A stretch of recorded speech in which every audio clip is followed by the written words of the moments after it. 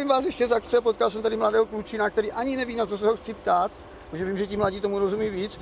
Diskuze je o tom prostě vyhazování odpadků, kdo ten bordel dělá a měl by si to uklidit ten, co ten bordel dělá, nebo názor toho člověka. Vlastně před chvilkou jsme se bavili se sekuritákem, ten bohužel nemáme nahrátý, ten vám tady teprve nadabuju.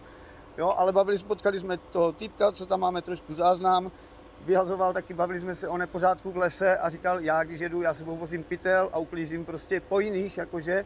Já jsem mu na to vdětil, že taky to tak dělám, když jdu prostě, jo, teď už se s klučinou bavím, komunikuju a víte taky, že nejste tady vy jediný, jo, protože to tak nemám rád, když to není živě prostě, ne, že tam nevidíš ty názory, ale v rychlosti, protože mi se přehrývá telefon, takže zeptáme se ho na jeho názor o odpadcích a co si myslí o tom, jak je svět uklízený v lese a tak dále, jak se lidi chovají v přírodě. Hele, můžu obličej nebo? Klidně, jestli chceš. Jo, jestli můžu, tak dívejte se na frajera, tak ahoj, čau, já jsem Lukáš. Aleš, ještě mě. Čau, takže Aleš, máme tady Aleše. Tak.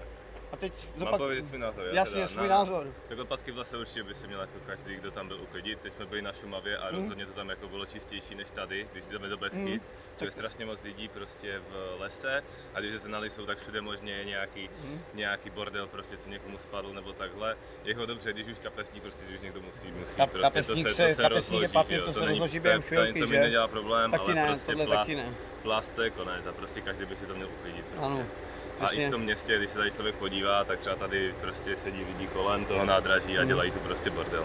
No.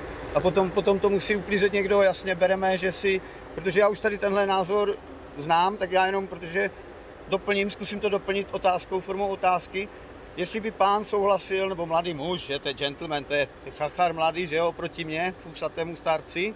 Pak uděláme tu anketu Materech, uděláme ještě tu anketičku. Ne, oni vždycky, já dělám takovou jako srandu, prostě oni vždycky typujeme věk můj, prostě ne, jo, protože mě, jak když jsem byl jakože mladý, tak mi říkali kluci, ty vole, ty můžeš ještě jezdit na poloviční, že jsem měl 18, říkám, počkejte vy cucáci, až vám bude 40, já budu chodit s mladýma holkama a podívej na tu kamarádku krásnou, jo. Takže schválně pána, jo, kolik by mi typl, já mu pak řeknu asi jeho věk, protože to vidím tak nějak. Já bych tě typl tak na někde na 30. 30, někde na 30, jo, a tady pán, já bych pána typl tak 24.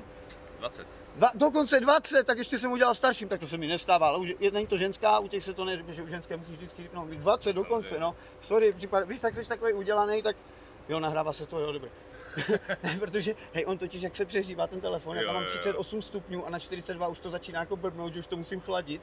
Nevím, co tam, jestli baterka nebo software. No je to, dámy, krasavec, jasně, číslo vám, nevím, jestli mi řekne, jako, a určitě ne, jako to já nevím, jestli to vůbec někdo bude vidět, jo, ale chci, aby takže slyšeli jste názor, no, samozřejmě teď o šoku, že mám 40, jsem měl teďka před měsícem. Vůbec, jako. No, takže